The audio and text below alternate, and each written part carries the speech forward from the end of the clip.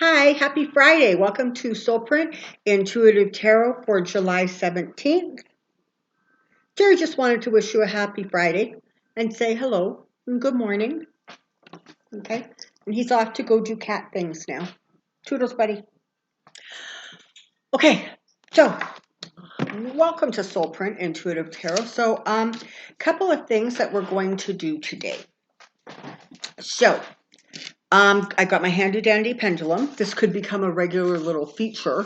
So we'll see how that works out. So I've got my pendulum out here, and I want to look at Kansas, Texas, Montana, and Alabama. So unless I am very, very wrong, all of those states are red. And Maine. That's the other one I want to take a look at. So let us begin. Let's start with Maine. For this is Susan Collins, right? Is Susan Collins going to be reelected? Okay, and Montana is going to stay strongly blue? Yes. Okay, so good news, right? She's not getting reelected, and it looks like the state is going to be okay and in good shape. Kansas. Tell me about Kansas. Is Kansas going to turn blue? Okay, that's a really enthusiastic yes. Texas. Is Texas going to stay red? Is it going to stay red? No, Texas does not appear to be wanting to stay red. Okay. Alabama. Is Alabama likely to go purple? Is Alabama going to go purple in this 2020 election cycle? Yes, it certainly looks like it. So even there seems to be some sort of loosening, if you will, of stuck attitudes. And Montana. Is Montana going to go purple or blue? Okay. Is Montana going to stay red? No. Okay. So, and this is so for those of you who are new to this channel or maybe haven't watched kind of when it's close to an election, one of the crazy ways that I get messages about who might be winning or losing is when I see them, like a picture of them or I see them in an interview, I get like this great big green check mark right over their faces. So I saw Doug Jones yesterday talking about something, and I saw that great big green check mark on his face. So now I did see that exact same green check mark on his face in 2018 when nobody believed he could win. I was out there saying, yeah, you know what? I keep seeing this green check mark. And I've seen it again. So that is really interesting. So again, Alabama going purple. Yeah. Okay. And Doug Jones, is he going to hold on to his Senate seat? And that's also a yes. Okay. So it looks like Alabama's going purple. Doug's going to hold on to his Senate seat. Super interesting. Okay. Today, I am also going to do a series of sort of those mini readings and cover sort of a bunch of different topics. I want to take a look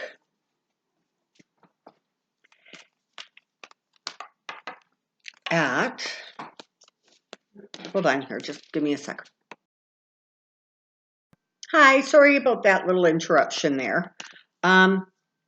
Okay, so before I get to that, as I was having that pause, I want to take a look at Kentucky. And I want to take a look in particular at Amy McGrath. Okay, so she is now the Democratic nominee, I guess, to go against Turtle McConnell in November. Is Mitch McConnell going to win re-election in 2020? No, he is absolutely not. Is Kentucky going to go purple or blue in the 2020. It is. So that's kind of exciting news for all you Kentuckians. Who, by the way, I get some of the nicest comments from you people in Kentucky. So thank you for that. I appreciate it very much. And Amy McGrath going to win? That's a really strong yes. So keep up the good work, right? Awesome. All right, back to what I'm thinking I want to read about today. I want to start with Maxwell, whose first name I very rarely say because I almost never pronounce it the same way twice. So I figure you all know who I'm talking about. You know, Epstein's playmate, pimp, recruiter, whatever name you want to give her. And I just sort of want a bit of an overview on what is kind of going on there, because on the one hand, there's sort of talk about how she's cooperating with the FBI, and then there's other stuff coming out saying that when the FBI came to get her, she was like running into another room. So obviously that didn't work so well for her. Let's take a look at her. First, come on down.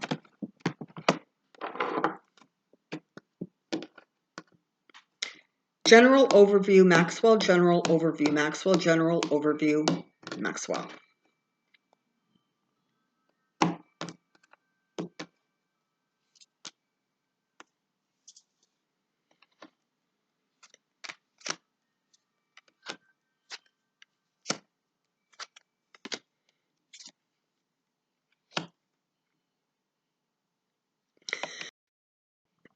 All right. So, she is definitely the keeper of the secrets, and she definitely has a great deal that she wants to communicate. She is hyper concerned about status, about her possessions. From what I understand, she's actually suing Epstein's estate to cover her legal fees, which I think is a little bit sort of entertaining, frankly. But there's a lot going on with her. There's a lot of back and forth and up and down and round and round. This is not, the energy does not feel straightforward or clear cut. It feels like there's a lot of confusion and things are up in the air, and she is, it boils down to this: the only way that she is going to sort of save herself even a little bit is if she comes completely clean. And because status and her image and her name are so important to her, that's going to really be a hard hurdle, if you will, for her to climb, right? Because, nobody who is that conscientious of how special they are likes to publicly be stripped of that specialness. So that's going to look interesting, but the government is pushing hard on her. The government wants her, those in power. Okay, so interesting, right? So the people who are trying to build a case, they want her to cooperate. The look for interference, again, from the Justice Department. And so look at this. She has the Ace of Wands, Cups, and Pentacles within literally the first, 8 cards. So a lot of stuff is going to be coming out. New information is going to be coming out.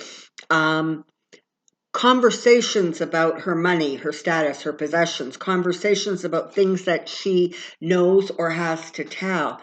It's not going to be easy for her, but she's going to do it, because the bottom line is the only way she's going to sort of save herself at all is going to be kind of to come clean. But you have the people who want her to come clean and testify are working very hard to make that happen. However, you have a Justice Department who is poised to interfere again, because they're trying to take stuff back to this other place. And go back before all of this exploded. And that's not going to work, and that's not going to happen. But God help them, they are trying. So expect some craziness coming out of justice from Bill Barr, because, of course, his only objective is to completely protect Trump at all costs. And so Trump is involved. There are names. Trump is more involved with Epstein than we know. And so Trump and the powers that be behind him are going to do absolutely everything in their power to sort of block her being given a lot of opportunity to talk, right, to share her story. So that's going to be a really interesting dynamic to watch out for. But this thing is global. Okay, you've got literally the world representing how big this sort of ring of behavior was. This is not just about isolated instances or a handful of people. This is massive, this ring. And so there's a lot of people who have a real vested interest in keeping her quiet. And make no mistake, she saw what happened to Epstein, and she's not exactly sitting in a place where she feels particularly comfortable talking or sharing. She doesn't feel like she has enough protection around her. And so she's also got a lot of anxiety, a lot of worry, a lot of stress going on, because they took the time to build the case. And at this point, she's starting to become aware of the fact of kind of some of the stuff they actually have based on the questions, et cetera, they're asking. And so she's definitely feeling the stress and the strain. You've got, that feeling of she's going to have to walk away. She's going to have to leave whatever illusion or bubble she was living in up until now and transition to something that's just a little bit more based in reality. So who has the strength here? Okay. Whatever strength she has, whatever nuggets that she has still tucked in her pocket, okay, she is seeing them as sort of her get out of jail free card. Like, she really is. Like, she sort of thinks that she sort of has enough information on enough people at high enough levels that in and of itself could protect her. What she doesn't understand is that she is now an absolute danger to those people at high levels that she knows stuff about. And so her strategy is not exactly going to play in her favor, because ultimately, again, there she is, left out in the cold. So it looks like for her, things are going to get much more difficult before they get better. And,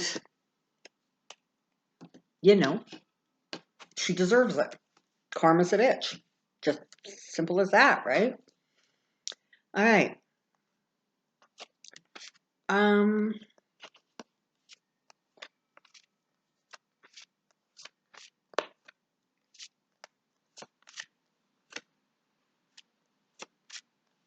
I want to drill down a little bit on this return to school situation. So this is the thing I did mention in, I think, Wednesday's video, that, to be careful. There's every reason in the world to be concerned and worried, but be careful, because part of this is really more about distraction from the stone commutation and from the really bad numbers, like terrible.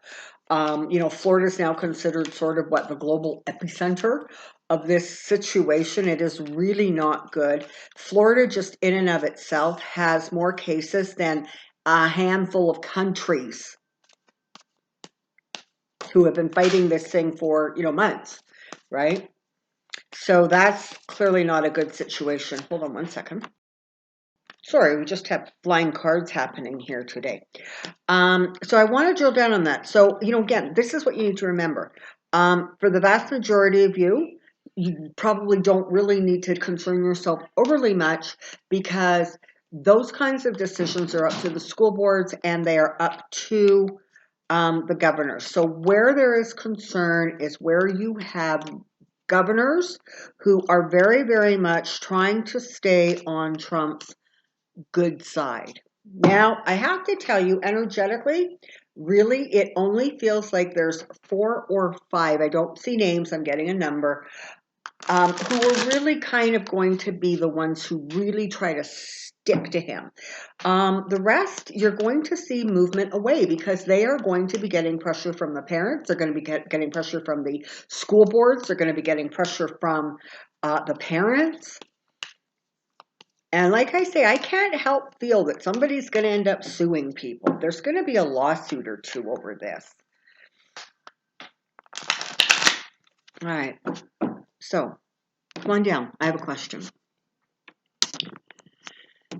What else can we find out, please, about U.S. school openings, U.S. school openings, U.S. school openings?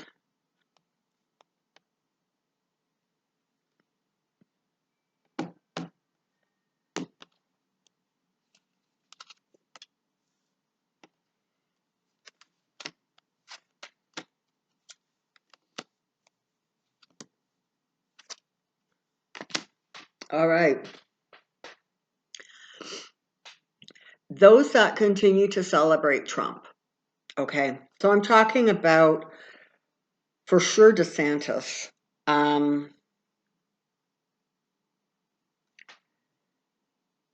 Abbott, Ducey, there's many of them.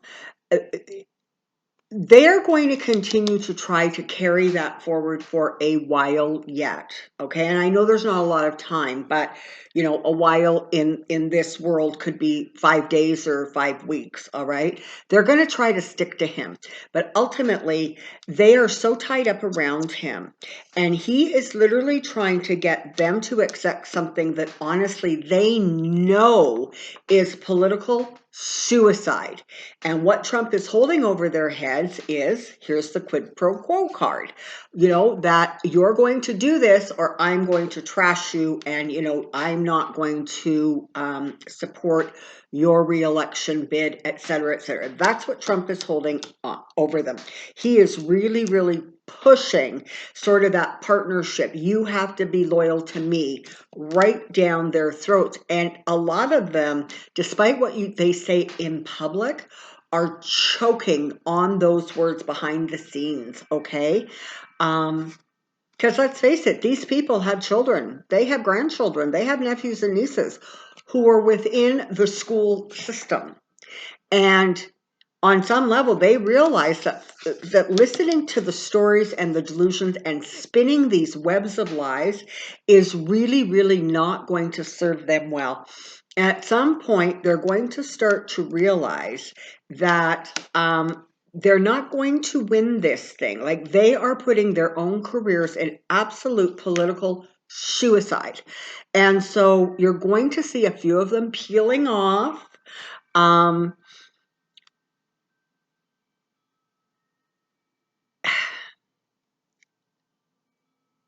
I think that for the most part, even those that are sort of forced to open, there's going to be a fair number of modifications put into place simply because the pushback is going to be so strong. And again, you got to remember, part of what Trump was doing with this, he was just trying to distract people, right? He didn't want everybody paying attention to his own crap and what's going on.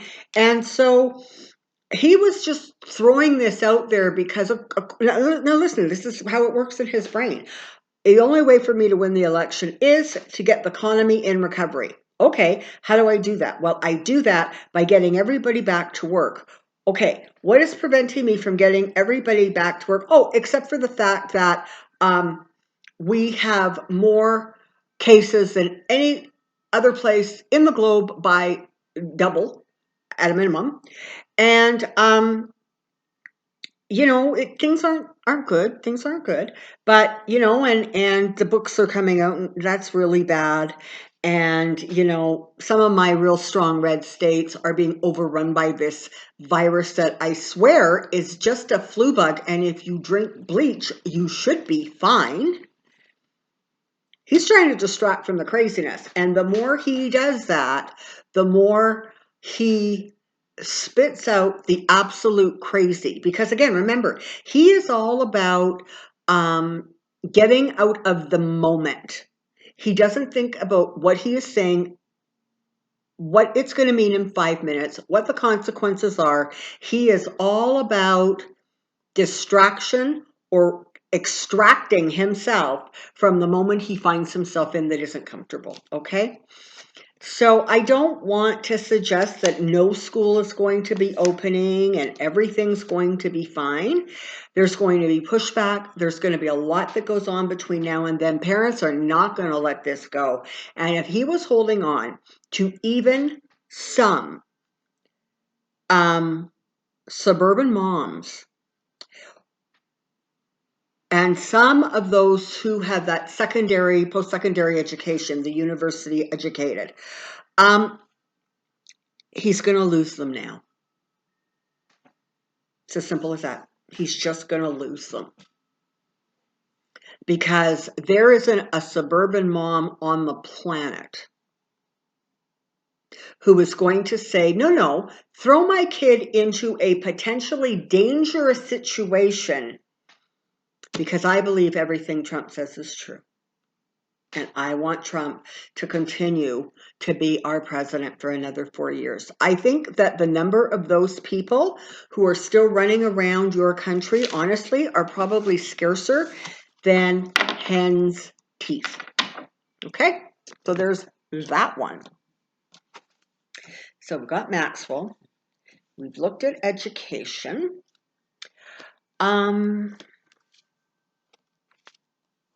Fox News.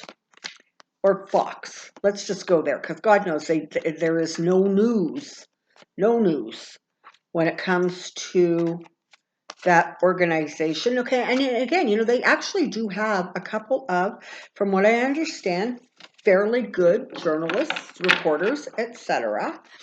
But the ones who say the most garbage, unfortunately at Fox, are the ones who have the highest ratings. So if Hannity or Carlson is telling you that this is the truth and this is the way it is, and everything else is a hoax, they're trying to just embarrass Trump, it's terrible what's it cancels out the other people who are actually trying to get the straight story out there and trying to keep the facts. So let's take a wee bit of a look at Fox Entertainment /news. Let's take a look at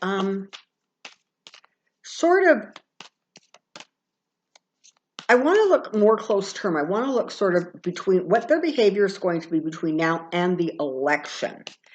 And then maybe we'll take a look or get some insight onto sort of what the future looks for them. So come on down, I have a question.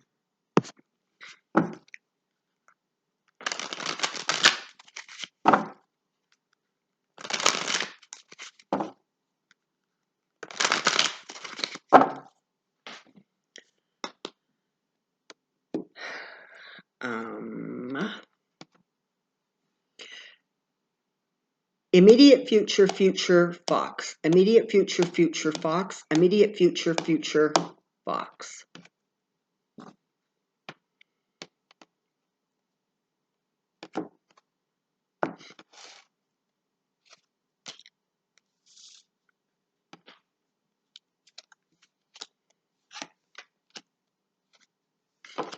Okay. So this Ace of Wands literally is representing kind of that big club, right? The big stick that they're using in terms of communicating what they want communicated, all right? They are completely immersed in that message and in that behavior. it was as if they tried to, and frankly, they succeeded in sort of stealing away common sense, reality, accuracy, facts. And for a good long while, they really were almost, and to some degree continue, to reap the benefit of that, right? Because they have a lot of people who watch them, and they have a pretty good stronghold on those people. Now, what they have done is they have managed to convince all kinds of people that the world is wrong. Every other news organization is wrong except for Rush Limbaugh and his like. And so in some ways, they've managed to do that, but they've also created a rather significant sacrifice for themselves. So let's roll out a couple more cards here and see what the rest of the story looks like.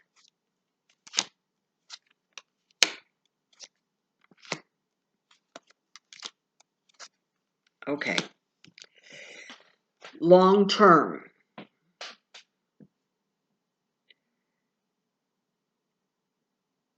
They are going to reconfigure. They're going to assess. They're going to look at what they have to work with. They're going to look at their strengths. They're going to look at the way things are being communicated. And they're going to push forward with a new kind of agenda or a new focus. And it's going to be a fairly quick reverse. They do that because at its base, Fox is a corporation. It is a business. And when supporting Trump and that insanity was good for their business, they were all in. As things continue to deteriorate, not only for Trump, but for Republicans across the board, what they're going to find is that even the stories they're telling are now falling on kind of deaf ears. And so they are looking to figure out a way to sort of reconfigure. And so, you can expect that sort of in the coming months. I want to say, probably around November when the writing is really on the wall, or the end of October, I guess would be more accurate, when the writing is on the wall. You're going to start seeing a shift and a change as they're moving away from sort of the platforms that they have had and have established for the last several years. They are losing money.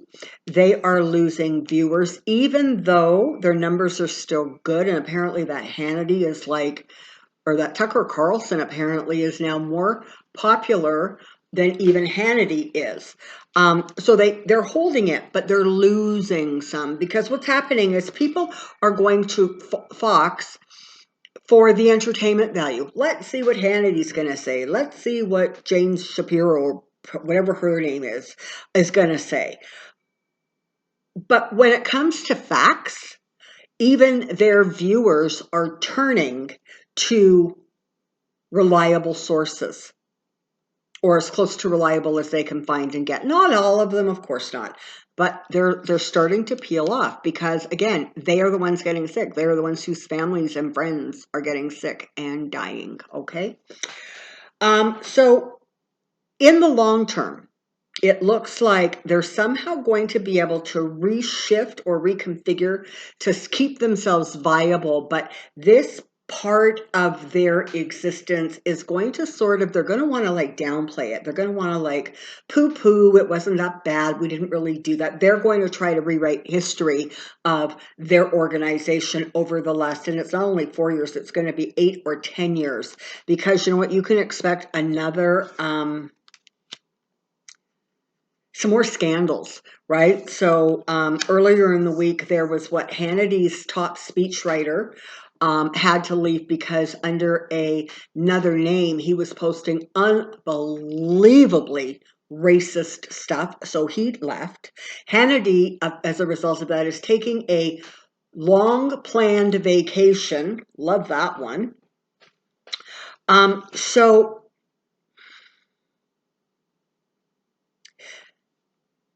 in the short term, more scandals, more people leaving, more information coming out that really isn't good. So whether it's going to be more information being found on people who work there, where their behavior is just so far against the norms that Fox has no choice to get rid of them, or they're going to continue to lose supporters. And the thing is, those sponsors are starting to have some real clarity on exactly how strong they are. And when they push back against Fox buckles, okay? And so again, that's a really important thing to remember. If some company is saying either you get rid of that person because they don't meet our standards, and if you don't, we're going to boycott you. Those are companies that you want to let know that you really like and appreciate and approve of that kind of behavior. So in the short term, it looks like it's going to be a really tough run for these guys. You're going to have people retreating, not only from in front of the camera for long planned vacations, but you're going to see them actually starting to pull back on the stuff that they have been spouting for years, because that dialogue, that information is really not hitting its mark, okay? They're going to try hard to find like a balance where they can juggle fantasy and reality in one sentence. That's not going to work well for them. And more and more people, see, this is the thing. They are so entrenched in their image now, right? This is what Fox stands for. We are those hard, right Republican people who believe in every conspiracy in the world. And to the best of our knowledge and understanding, Donald Trump is a saint. Well, they talked and they talked and they talked, and they convinced a lot of people that what they were saying was absolutely right. And people are finding out that absolutely it was not right. They're carrying really significant burdens because of the things that they learned and heard and believed from Fox. And that also is going to come back. Ultimately, Fox is going to suffer some karma. Some justice is going to come their way for their behavior. But even with that recovery, their reputation, their standing, their status are going to suffer a significant hit. And that's as that should be too. Okay, so I hope you have a fabulous weekend wherever you are. Stay safe. Try to take some time this weekend to disconnect, to relax, and again, for those of you who want to, picture that big White House with that big straw broom with that blue, white, and red bow on it, sweeping out the White House to make room for the new to come in.